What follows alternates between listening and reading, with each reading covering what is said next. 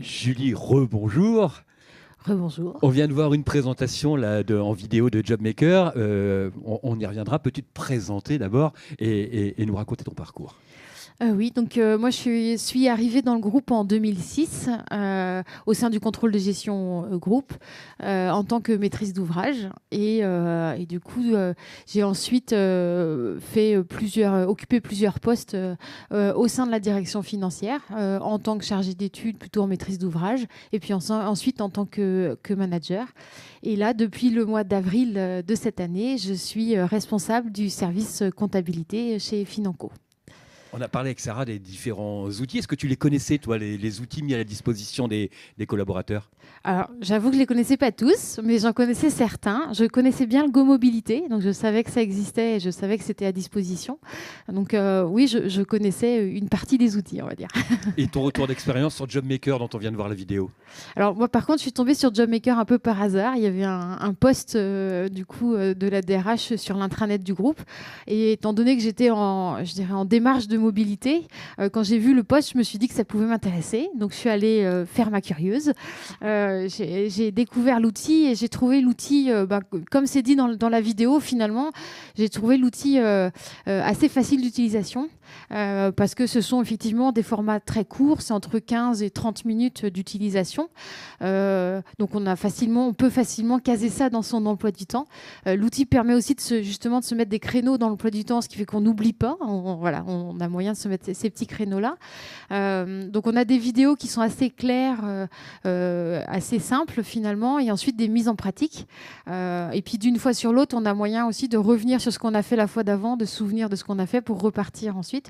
Donc j'ai vraiment trouvé l'outil intéressant.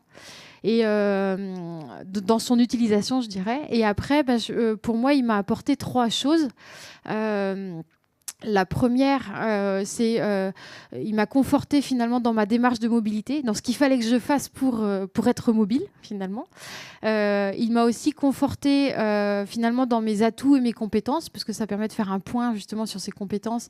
Et ça, je trouve que c'est bien pour préparer les entretiens. On est plus à l'aise finalement pour mettre en avant ses compétences une fois qu'on a fait ces vidéos-là.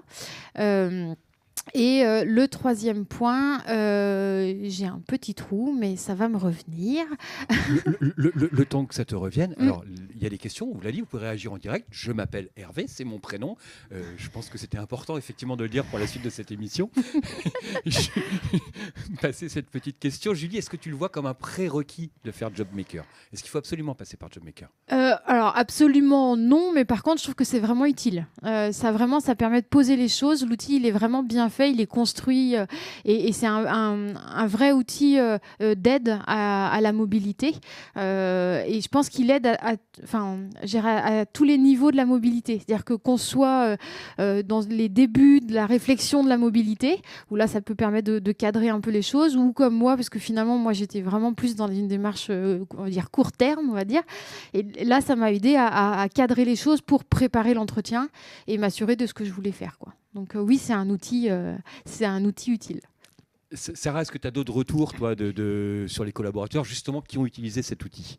Alors en effet, oui, nous, JobMaker, c'est également un outil qu'on utilise en prescription. Alors suite à, par exemple, à un rendez-vous RH, un point carrière, ou on incite également les collaborateurs à l'utiliser en préparation de rendez-vous, alors soit des entretiens en effet de mobilité, ou même de leur rendez-vous mission ou rendez-vous parcours, parce que ça a cette possibilité-là de revenir justement sur ses réalisations, ses succès de l'année, et de s'interroger sur ce qu'on veut pour la suite. Moi, les retours des collaborateurs que j'accompagne qui l'ont pu l'utiliser, ça rejoint ce que Julie vient de nous partager, c'est le format court et ludique des vidéos qui est apprécié, la possibilité de pouvoir le gérer en effet dans son quotidien, dans son temps, en fonction du degré d'urgence qu'on y met, donc un temps plus ou moins court, plus ou moins long aussi, la possibilité d'y aller par curiosité, mais c'est pas forcément le moment propice où on n'est pas encore assez engagé dans cette démarche, donc on le met un peu en stand-by et on y revient après et tout n'est pas perdu, c'est conservé. Et la possibilité surtout à la fin également, ce qui est apprécié, c'est de partager ou non la synthèse des travaux réalisés, que le collaborateur peut partager à nous, RH, à son manager, ou qui peut conserver à son niveau, mais qui l'aide en support de préparation à un entretien, par exemple, en effet, pour structurer son discours.